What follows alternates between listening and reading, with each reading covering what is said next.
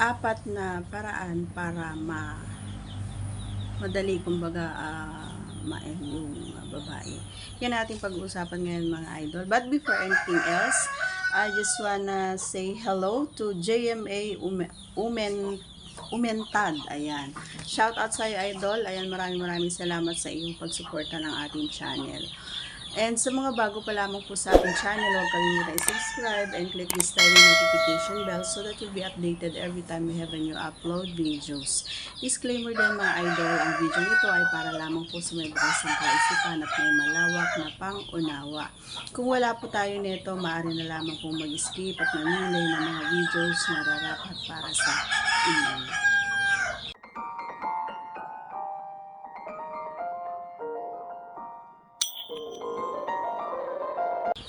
Okay, ano-ano nga ba ang dapat mong gawin? Ayan, ito ay apat, ano? Syempre, marami pang mga ibang galawan, kumbaga, hindi lang apat. Kumbaga, yung i-share ko lang sa inyo mga idol ay yung talagang alam ko na pinaka gusto natin ay yung pinaka best para sa akin. Yan, yun lang ang gusto kong i-share sa inyo. Unang-una, dapat idol ay syempre importante talaga yung kalinisan sa iyong sarili. Yan, importante yan kasi nagkakaroon ng, alam mo yun, nag-iisip kasi minsan kapag nakikita ng, ako on my experience, ano, kapag nakikita ko ng madulas o hindi naligo, ganyan, so nawawalan ako ng gana. So unang-una yan yung napaka-importante, dapat malinis ka sa katawan. Yan. Kasi kapag nakita ko na gano'n na malinis ka, so marami ang tumatakbo sa isipan ko, maraming mga posisyon, marami ang gusto kong gawin. Halimbawa, yung hindi ka magdadalawang isip na gawin yung mga bagay na gusto mo kasi nga alam mong malinis. So, 'di ba? So, pangalawa idol ay yung hindi mo kailangan magmadali. Yan, dahan-dahan lang. Hindi mo kailangang ipasok agad. Hindi mo kailangang dumiretso doon. So, ang gagawin mo, dapat alamin mo yung mga bagay kung saan ay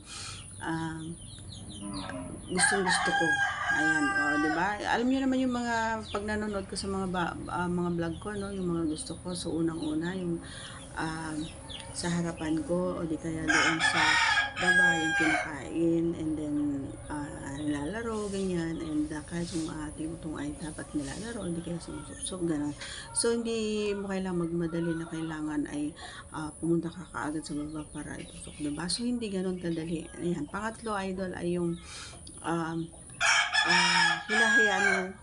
hinahayaan mo kung ano yung gusto kong gawin, ganyan. Hindi mo kailangang pangunahan ako. Ayun, yung pang-apat naman, syempre, hindi ka dapat nauuna. So, kailangan paunahin mo ako. Ayan. So, alam mo yung mga bagay na yun, yung apat na yun para sa akin, is kontento na ako kung nagawa mo na yun sa akin. Kontento ako. And hindi ka magdadalawang isip every time magaya ka. Hindi ka magdadalawang isip kundi ako pa mismo yung magagawa ng paraan para mag-ano tayo. So, maraming mga bagay actually na nakakapagpara sa isang babae. Pero para sa akin, napakasimple lang.